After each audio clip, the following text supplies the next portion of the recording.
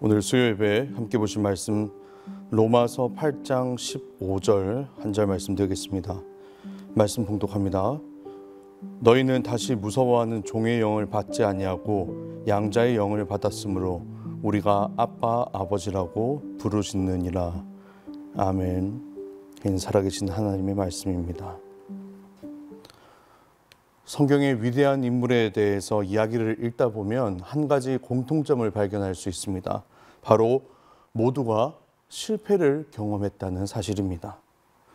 창세기에서 발견할 수 있는 위대한 신앙의 선조들, 유대인들이 그의 조상에서부터 지금에까지 자신들을 지키시는 하나님을 부르는 그 이름, 아브라함의 하나님, 이삭의 하나님, 그리고 야곱의 하나님, 바로 이 믿음의 선조들이 사실은 얼마나 연약한 사람들이었고 얼마나 많이 실패를 경험했는지를 우리는 성경을 통해 충분히 발견할 수 있습니다.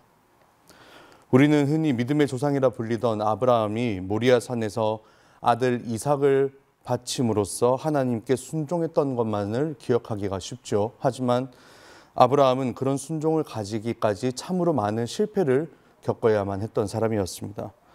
하나님은 아브라함을 부르시면서 고향과 친척과 아비의 집을 떠나 내가 너에게 새롭게 보여줄 가나안 땅으로 가라고 말씀하셨지만 아브라함은 가나안 땅에 기근이 들어선 것을 발견하고 가나안이 아닌 애굽으로 향한 적이 있었습니다. 그곳에서 아브라함은 또 다른 실패를 경험하게 됐는데 바로 신변의 위협을 느낀 나머지 자신의 아내였던 사라를 누이라 거짓말했던 것이죠. 그는 하나님을 직접 대면했고 또 하나님의 음성을 직접 들었던 사람이었지만 그 말씀에 순종하기까지는 참 오랜 시간이 걸렸습니다. 아브라함의 아들 이삭도 마찬가지입니다.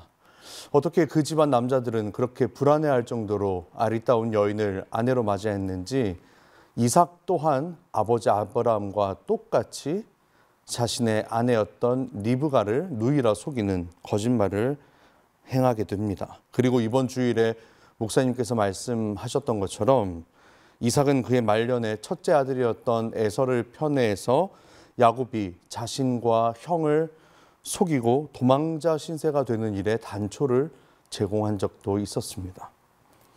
야곱 또한 실패로 시작했던 사람이었죠. 욕심이 많았던 그는 아버지와 형을 속여서 도망자 신세가 되었을 뿐만 아니라 그를 거두어 주었던 외삼촌 라반까지 속여서 재산을 갈취했습니다. 신약에 등장하는 인물들도 다 마찬가지였습니다. 베드로를 비롯한 수많은 제자들도 모두가 하나같이 연약함을 가지고 있었고 실패를 경험했던 사람들이었습니다. 하지만 이들 모두의 공통점은 실패를 경험했다는 것 외에 한 가지 더 있습니다. 바로 그 실패를 한 모습으로 끝나지 않고 새롭게 변화되었다는 사실이었죠. 그리고 저는 똑같이 실패를 경험했으나 하나님 앞에서 놀라운 변화를 경험함으로써 위대한 신앙의 인물이 되었던 한 사람을 소개하고자 합니다. 바로 우리 아멘교회가 속해 있는 교단 감리교를 창시한 존 웨슬리입니다. 우리는 저번 주일 성령 강림절 예배를 드렸죠. 하지만 저번 주일은 성령 강림절인 동시에 웨슬리 회심 기념 주일이기도 했습니다. 저희 감리교회에서는 매년 5월 24일을 존 웨슬리 회심일로 기념하고 그 후에 바로 다가오는 주일을 웨슬리 회심 기념 주일로 지키고 있습니다. 웨슬리는 이때 마치 성령 강림절의 오순절 성령 체험과 같이 뜨겁고 가슴이 충만해지는 성령 체험을 했고 이는 감리교가 만들어지는 계기가 되었습니다. 사실 웨슬리는 이런 성령 체험을 하기 전까지는 엘리트에 속하는 사람이었어요. 그는 옥스퍼드 대학 시절 동생 찰스 웨슬리와 함께 신성 클럽을 만들었는데 이 모임에 참석하는 사람들은 오전 6시부터 9시까지 개인 기도를 하고 그 후에 경건 서적과 성경을 읽기 위해서 함께 모였습니다. 그리고 초대교회의 전통을 따라서 매주 수요일과 금요일에 금식을 하기도 했죠. 이들은 지나칠 정도로 규칙적이고 열정적으로 경건 생활에 매달렸기 때문에 주변 사람들에게 많은 질시와 조롱을 당하기도 했습니다. 그래서 나온 말이 바로 감리교라는 말의 어원이 되는 메소디스트라는 단어였습니다. 메소드, 그러니까 방법에 의해서만 움직이는 사람들, 규칙쟁이라는 별명을 얻었던 것이죠. 말하자면 감리교를 뜻하는 메소디스트는 원래 고리타분하고 그리고 원칙주의자였던 웨슬리를 부르는 멸칭이었다는 것입니다. 그렇게 규칙적인 신앙생활을 이어나가던 그는 미국 조지아주에 대한 선교의 꿈을 품고 시몬스호라는 배에 오릅니다. 그리고 심한 폭풍우를 만나 죽을 위기에 처하게 되죠. 사실 여기까지 웨슬리의 삶은 사도 바울의 삶과 매우 흡사합니다. 둘 다 체계적인 교육을 받았던 엘리트였고 그리고 선교에 대한 꿈을 품고 있었으며 배에서 무시무시한 풍랑을 만났던 것까지 아주 비슷하죠. 하지만 가장 중요한 차이점이 있었다면 바울은 이미 회심을 경험한 사람이었고 웨슬리는 아직까지 그런 성령 체험이 없었다는 것입니다. 때문에 바울은 큰 광풍 유라굴로가 닥쳐왔을 때에도 담대할 수 있었지만 웨슬리는 공포에 빠질 수밖에 없었습니다. 그때 웨슬리는 그가 경험한 회심의 단초가 되는 모라비안 교도들을 만나게 됩니다. 경건주의자들로 알려져 있었던 모라비안 교도들은 사나운 태풍 앞에서도 두려워하지 않을 수 있었고 담대함으로 찬송하며 기도할 수 있었습니다. 그런 광경을 목격했던 웨슬리는 큰 감명을 받았죠. 태풍이 지나가고 나서 그는 모라비안 교도들과 가깝게 지내면서 교제했습니다. 그러다 어느 날 모라비안 교도 중 한 명이 웨슬리에게 이렇게 질문을 했던 거예요. 당신에게는 구원의 증거가 있는가? 성령님께서 당신이 하나님의 자녀임을 당신 안에서 증언하고 있는가? 난데없이 이런 질문을 받았던 웨슬리는 그 질문에 제대로 답변하지 못했고 그는 자신이 하나님의 자녀라는 확신이 없었음을 깨달았습니다. 그는 규칙에 얽매인 신앙생활로 외적인 경건은 갖추었지만 내적인 증거가 없었던 것이죠. 이 상태로 선교지에 도착했으니 선교가 실패로 끝날 것은 자명한 사실이었습니다. 조지아에 도착한 웨슬리는 평소 그가 하던 대로 보수적이고 엄격한 신앙생활을 강조했지만 그것은 현지인들의 성향과는 맞지 않았고 많은 마찰을 일으킬 수밖에 없었습니다. 가장 큰 문제였던 것은 그가 소피아라는 한 여인에게 사랑에 빠졌던 것인데 평소에 보수적이었던 웨슬리는 자신의 신앙관과 그리고 사랑 사이에 갈팡질팡하기 시작했고 결국 소피아는 갈등하는 그를 떠나 다른 남자와 결혼을 하게 된 것이죠. 그런데 문제는 이때부터 웨슬리의 마음이 질투와 미움에 사로잡혔다라는 것입니다. 웨슬리는 소피아의 신앙생활에 흠이 있었음을 계속해서 지적했고 그녀와 그녀의 남편에게 공개적으로 성례를 베풀지 않는 등 망신을 주기도 했습니다. 감리교라는 한 교단을 창설한 위대한 신앙의 인물의 모습이라고 보기에는 너무나 못났고 어떻게 보면 좀 찌질한 모습일 수도 있었죠. 결국 선교 생활을 이어갈 수 없을 정도로 문제가 커졌고 결국 2년여에 걸친 조지아 선교는 실패로 끝날 수밖에 없었습니다. 그리고 웨슬리는 다시 영국으로 돌아오게 되죠. 여기까지만 보면 웨슬리라는 사람에게 정말 실망할 수밖에 없습니다.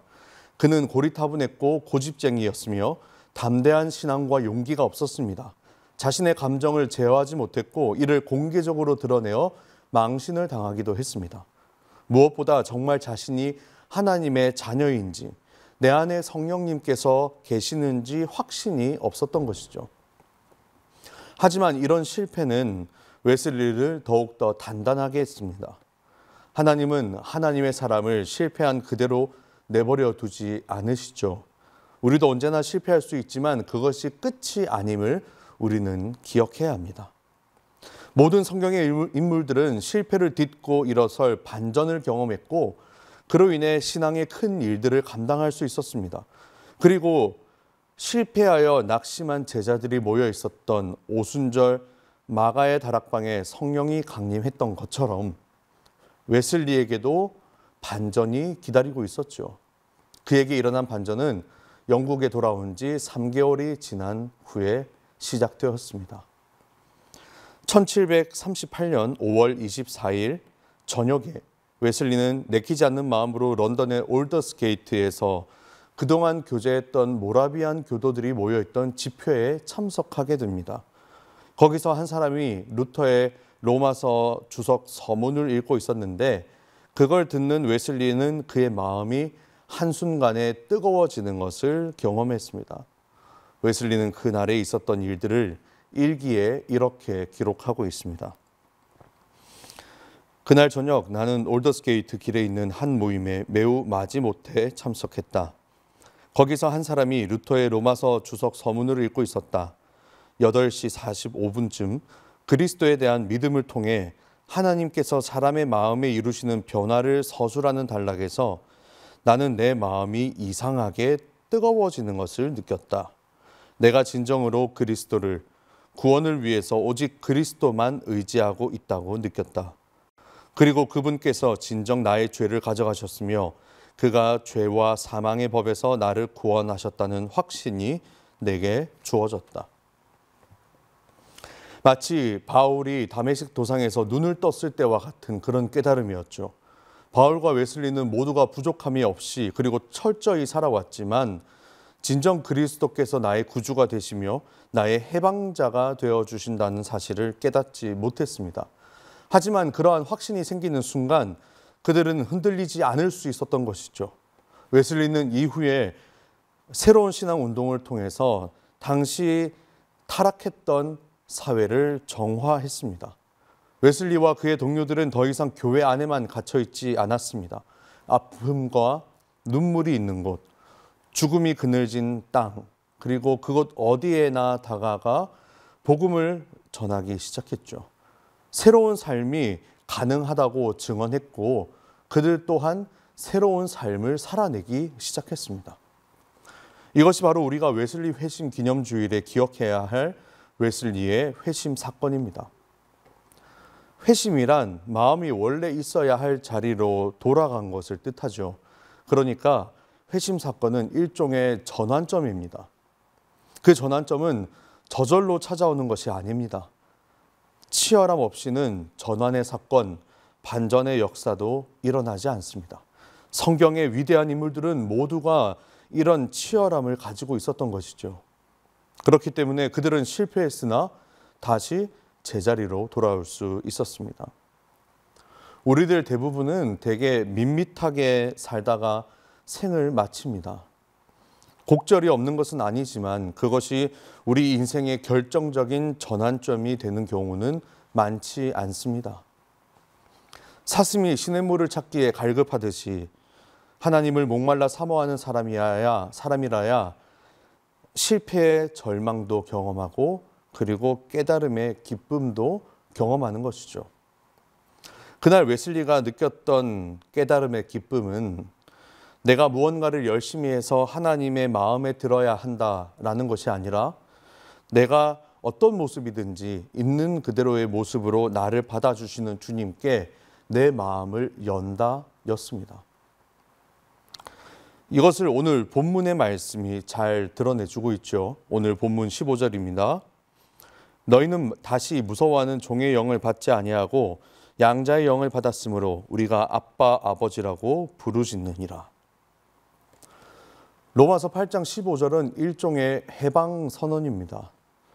혹시 8.15 해방이 생각이 나셨습니까? 제가 오늘 설교 제목을 해방의 날이라고 지은 이유도 마찬가지입니다. 처벌에 대한 두려움 때문에 죄를 짓지 않는 사람은 도덕적인 사람일 수는 있지만 자유인은 아닙니다. 바울은 그것을 종의 영이라고 설명하죠. 하지만 그리스도를 통해서 우리에게 주어지는 영은 종의 영이 아니라 자녀로 삼으시는 영입니다. 그렇기 때문에 우리는 이제 하나님을 아빠, 아버지라고 부를 수 있게 된 것이죠. 여기서 아빠라는 말은 예수님이 겟세마네에서 기도하실 때 하나님을 불렀던 호칭으로서 우리말 아빠가 아니라 아람어입니다.